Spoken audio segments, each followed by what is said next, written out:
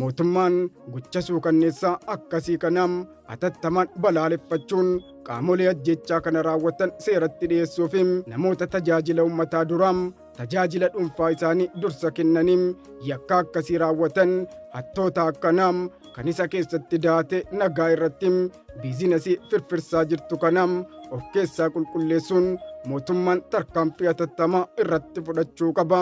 Maqaa mootummaa balleessuuf, nageenya biyyaa booressuuf, maqaa hooggansaatiin namoonni baay'een bakka garaa garaatti uummata dararaa jiru waan ta'eef mootummaan Dr. Abiy namoota maqaa hooggansaatiin biizinasii dhuunfaa daldalaa jiran irratti tarkaanfii hatattamaa fudhachuudha qaba. Kaleessa galgala gochisuu kanneessaa fi abdiin nagaa biyyatti dukkaneessu tokko raawwatameera.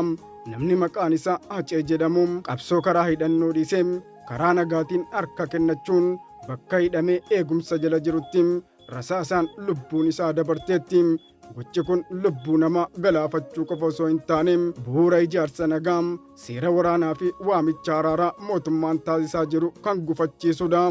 Ajjeechaan kun dhiibbaa fi ergaa dogoggoraa inni qabu kallattii garaa garaatiin yeroo ilaalamu tokkoffaa irratti gufuu waamicha qabsoo karaa nagaa fi harka kennachuu akka ta'e hubachuun ni danda'ama.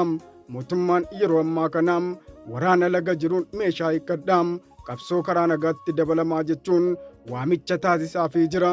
Haa ta'u malee nageenyi biyya kanaa akka fudhatama hin arganne gochuuf qaamni hidhate bosona jiruu fi mootummaa biyya bulchaa jiru gidduutti wal amantaa balleessuuf qaamni mootummaa keessa taa'e qaamni waraana bosona jiru keessa taa'e akka waamichi kun fudhatama hin arganne kan godhaa jirutu jira.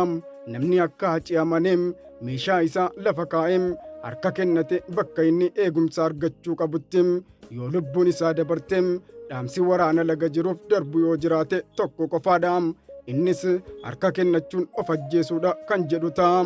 Gochi kun namoota meeshaa hiikkachuuf yaadanii fi karaa nagaatti deebi'uuf fedhii qaban guutummaatti abdii kan kutachiisudha. Gochi kun seera waraanaa kamiyyuu keessatti namni meeshaa hiikkatee harka kennate mirgisaa guutuun eegamuudha qaba. Namni harka kennate tokko diina osoo hin taane nama to'annoo seeraa jala jiru. Walumaa galatti ajjeechaan Hacee bakka inni hidhamee jirutti raawwatame balaa guddaa adeemsa nagaa biyyatti irratti aggaamameef fuulleffateedha. Mootummaan gocha suukanneessaa akkasii kanam atattamaan balaaleffachuun qaamolee ajjeechaa kana raawwatan seeratti dhiyeessuuf namoota harka kennataniif wabii nageenyaa dhugaa ta'e kennuu qaba.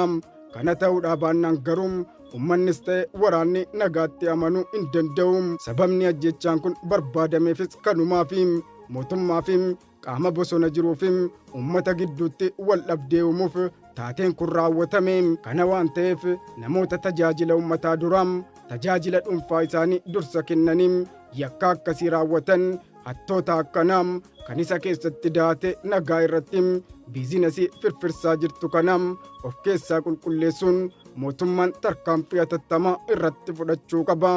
Lubbuun kee ajennatu adaraa jechoota koo kanaa immoo gara waa biraatti hiikattaniin hiika biraa ittiin kenninaa.